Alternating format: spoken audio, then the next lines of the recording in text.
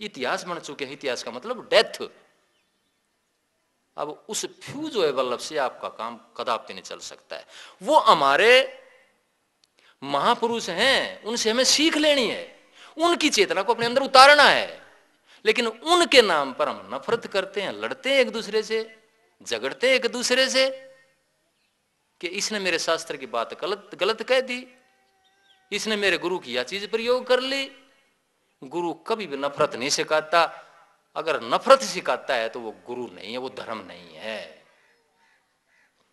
वो धर्म तो जैसे सूरज की मैंने बताया, वो गर्मी सबके अंदर है, सूरज की ऊर्जा सबके अंदर है। ये सारी सृष्टि, ये जो पृथ्वी का सारा जीवन, साइंस कहती है कि सूरज के प्रकाश से ही जन्म हुआ इसका। तो वो आपको मारना पीटना नहीं सिखाता, वो तो सिर्फ एक जीवन है, लाइफ है, लाइफ फोर्स है। तो जब गुरु के पास आदमी जाता है तो वो फायदा उठा पाता है जो सारी चीजों से हट करके एक वासना में आ जाता है। एक साध्य सब सिद्ध है और सब साध्य सब जाए। मेरे पास ना आया करो समस्या लेकर उलझ तोरे 20 जंग आप 100 जंग आप मेरे तो समस्या पूछते मैं कह दूंगा ठीक हो जाएगा, ठीक नहीं होगा।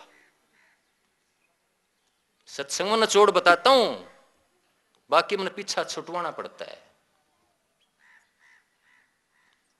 और अंतर में जाकर के जब यह ज्ञान उत्पन्न हो जाता है तब गुरु पूर्णिमा की पूर्ति होती है। वो गुरु अंतर में उतर जाता है और फिर वाकई आपको गुरु के दर्शन सूरज और चांद के रूप में, आपकी कोई आने वाली घटना सूरज और चांद के रूप में उसका प्रकटीकरण होने लग जाता है। तो गुरु पूर्णिमा अंदर से खोलनी है और उस एक वासना को तब तक जिंदा रखना है जब तक उससे भी आदमी उभर नहीं जाता है, निराकार और निर्गुण रूप में नहीं चला जाता है। फिर क्या कहते हैं कबीर साहब कि गुरु गोविंद दो खड़े काके लागू पाए। गुरु और गोविंद दोनों खड़े हैं कि किसके पहले मैं चरण स्पर्श करूं।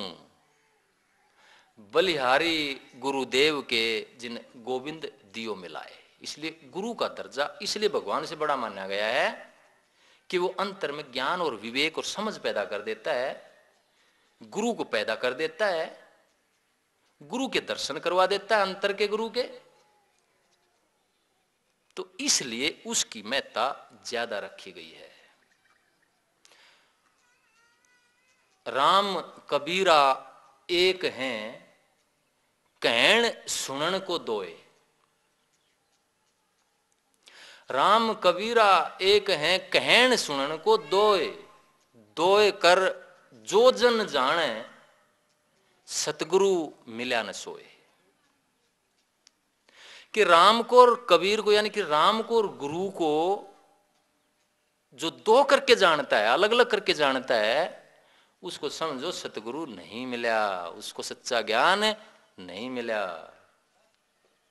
जो आज भी स्वामी जी महाराज को पकड़ करके बैठा है, जो आज भी मेरे सतगुरु को पकड़ करके बैठा है,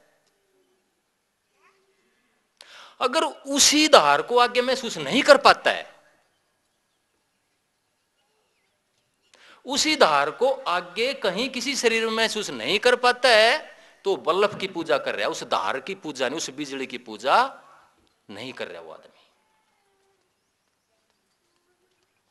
जो बल्लभ फ्यूज हो जाता है मेरे सतगुरु यहां नहीं है, भूत नहीं है, वो अपने धाम को जा चुके हैं। आपको अगर अंतर का ज्ञान लेना है, अंतर का उपदेश लेना है, तो वहां जाकर के बात मिलेगी आपको जो देह रूप में वही ज्ञान, वही सतगुरु बैठा हुआ है, वही धार बैठी हुई है। बल्लभ बदल गया, सिर्फ चेहरा बदल गया। मेरे को तो स्वामी जी महाराज में वो धार नजर आई, शालिग्राम जी महाराज में वो धार नजर आई, बाबा जयमल में वो धार नजर आई, बाबा सावन सिंह जी में वो धार नजर आई, अरमान साहब मेरे सतगुरु में वो धार नजर आई। सिर्फ चेहरे यानी कि बल्लभ अलग अलग लग गए, टाइम के अनुसार, टाइम की जरूरत के अनुसार, जैसी तपस्या उस कुदरत ने जिस शरीर से करवानी थी। कहीं उन्होंने पति पत्नी को इस रूप में रखा। जब नींव रखनी थी राधा स्वामी पंथ की, तो पति पत्नी बाप बेटी की तरह रहे शुरू में, स्वामी जी महाराज और माता नारायणी देवी। बताता हूं मैं राधा स्वामी पंथ की नींव कितनी मजबूत है, क्यों आज तक एक जिंदा धर्म है ये, क्यों आज तक आपको शब्द भेद दे रहा है, या नदनाद का भेद दे रहा है जो उपनिषदों में बोला गया है। कहीं पर जाकर के ये ज्ञान को तपाया गया है शिवव्रतलाल जी महाराज के अंदर से। वो कहते हैं कि जहां गांव में जाते थे बैठ के किताब लिख के ही उठते थे, इतना ज्ञान था उनका। उनकी वाणी पढ़ लो, आप निर्लेप होते चले जाओगे, समझ बढ़ती चली जाएगी। कहीं अरमान साहब आए तो खाने को रोटी नहीं थी, 5 बच्चे थे वो भी गुजर गए। आप तो कहते हो हमारा नुकसान होगा, मेरे तो दादा सदगुरु के 5 बच्चे मर गए थे। समझो कुदरत की मौज को।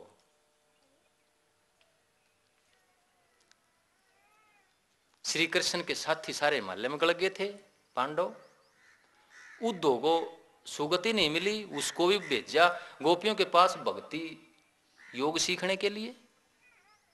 वो तो निराकार का की पूजा करता था, उद्धव भाई था, कुणबे का था, उसको भी भेजा। तो जैसा कर्म करेंगे उसका भुगतान हमने करना पड़ेगा। हाँ इतना है कि अगर अच्छी संगति में कुदरती चले जाते हैं तो वो भुगतान टल जाता है। सतगुरु राजी तो करता राजी, और काल कर्म की लगनाबाजी। इसलिए कुदरती जब शुरू सुबह उठ करके आप घर में शब्द चला देते हैं, शाम को सोते हैं तो एक सतगुरु की चर्चा होती है, अध्यात्म की चर्चा होती है। उस घर में भूत आ जाए तो मेरे से मिल लेना आकर के।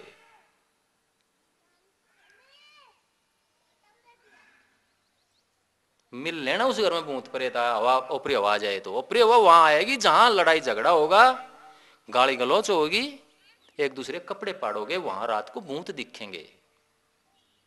कोई नहीं भूत बात, हाँ ठग लेंगे आपको बैठ करके, शेवड़े बैठे हैं बुझ जाकर बैठे हुए हैं, वहां आपको शांति मिलती है। आपको गंडे देते हैं। मैं आपको सच्चाई बताता हूं, आपको अपना मालिक बनाता हूं, मैं आपको गुलाम नहीं बनाता। आपको अंदर में आओ, समझो अपने आप को आप हो क्या।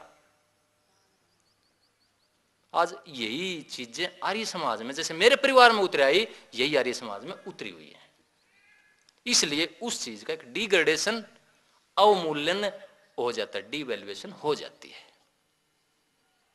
तो जब सतगुरु के पास गया तो सारे जो ये डर थे सारे निकल गए। एक गुरु दिखने लग गया। हाँ इतना जरूर था, फिर भी बहम रह गया मन में कि सतगुरु की शक्ल अगर और डालगी दिख जाए फिर डर जाते हमें। मैं आपको बताता हूं डरने की जरूरत नहीं, ये हमारे मन का ख्याल होता है। कोई गलती हो जाती है तो सतगुरु नाराज दिखाई देते हैं अंतर में। जो चेतना की अवस्था होती है वो दिख जाती है हमें।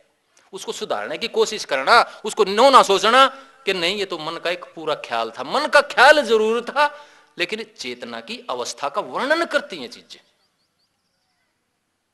जैसे मैंने बताया, अगर चेतना की अवस्था भूत प्रेत में है, लड़ाई झगड़े हैं, तो भूत के रूप में दिखेगी वह। उसका सुधार करो। अगर सपने में ध्यान में अच्छे विजन होते हैं तो सोचो के अंदर की चेतना की अवस्था अच्छी है हमारी। सतगुरु के दर्शन होते हैं, देवी देवताओं के दर्शन होते हैं, सोचो कि चेतना की अवस्था अच्छी है। लेकिन इस दर्शन को फाइनल मत समझ लेना।